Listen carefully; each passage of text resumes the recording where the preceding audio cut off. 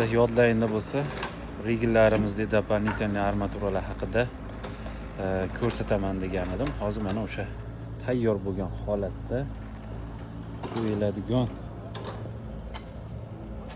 doполнительный armaturalarni ko'rsatamiz. Mana yaxshilab e'tibor bersalar, mana pastda 3 ta, tepada 3 ta armaturamiz bor va undan tashqari mana ikkitadan yana qo'shimcha mana kalta uzunlik turibdi. O'sha razmeri 3 metr 10 santimetr berilgan 16 li armaturadan rigilni o'rtasida doполнительный armaturamiz bor.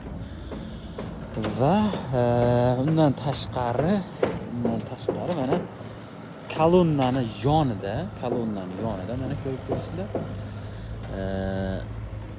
Yana ikkitadan armaturamiz bor. Mana shu holatda. Buni razmeri 2 metr 70 santimetrlik armatura hisoblanadi. Bularda ham xuddi shunaqa.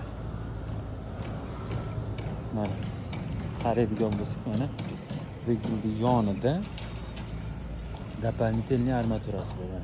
Tepadagi qatorda 5 dona turibdi. Yaxshilab e'tibor bersangiz, mana tepada 5 ta armaturasi bor. 2 metr 70 santimetrlik armaturamiz. Endi eng chekka qismi mana chekka qismida yana armaturamiz bor. Bu shu kolonnadan, mana oxirgi kolonnadan baqarab bu tarafga 2 metr surilgan. 2 metrlik surilgan va